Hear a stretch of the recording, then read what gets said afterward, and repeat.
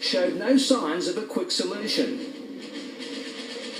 A visit by American President Lyndon Johnson was greeted with massive protests at the Australian government's decision to go all the way with LBJ in the war effort.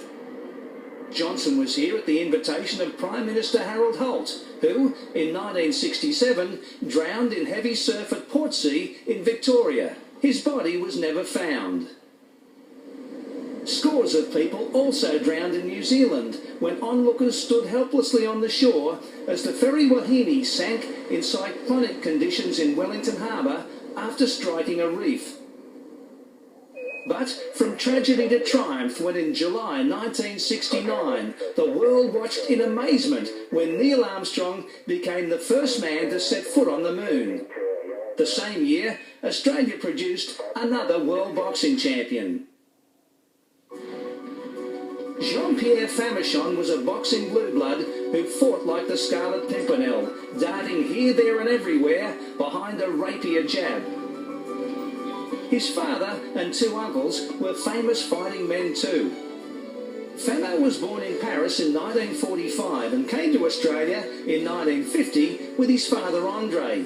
Ray Connolly remembers that Andre only wanted his son to learn self-defence, not take on the family business. His own dad said to me once, Andre, oh, what a fierce fighter he was. Hard, tough. He was warlike in the way that he used to absorb blows. He said, my boy, he said, I wish he'd not fight. He said, he'd not punch hard enough.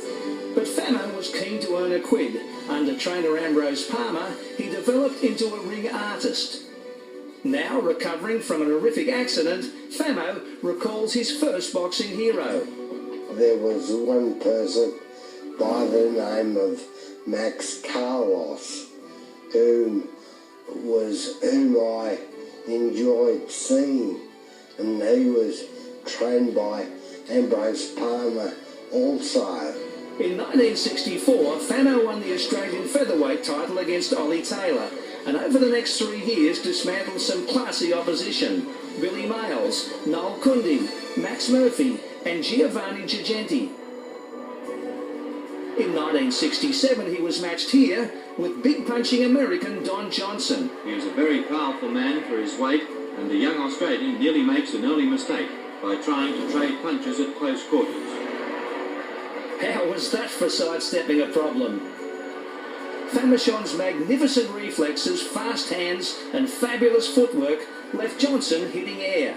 And in Paris in 1968, fighting in the city of his birth for the only time in his career, Famo outsmarted the tough local René Rock.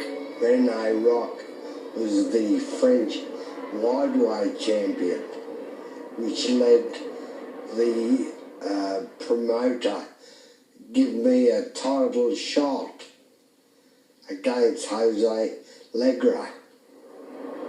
He came from London to Paris to see the fight.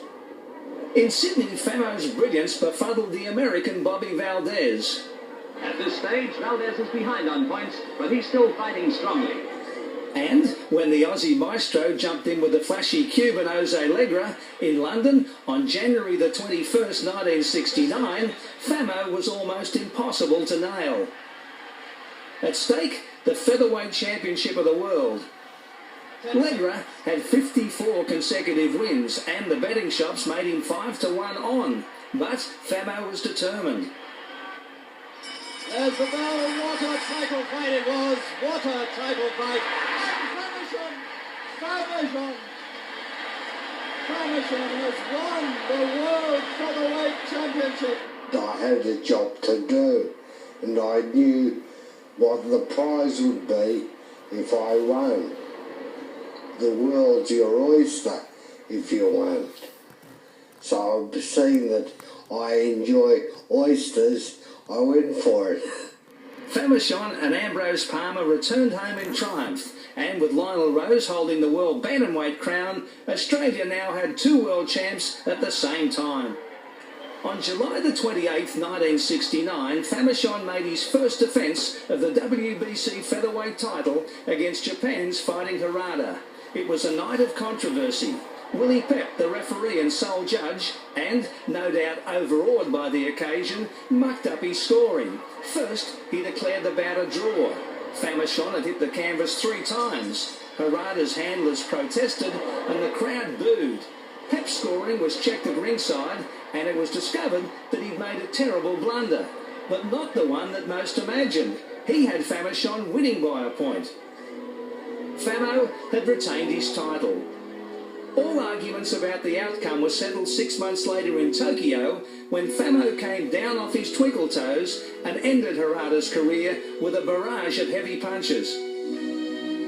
Famo was world champ for 20 months until he lost a close one in Rome to Mexican southpaw Vicente Saldivar in a disputed decision. Having reached the pinnacle of his profession and with a hefty bank balance, Johnny Famechon retired, never to come back. He left a legacy of boxing artistry and class that has rarely been seen since.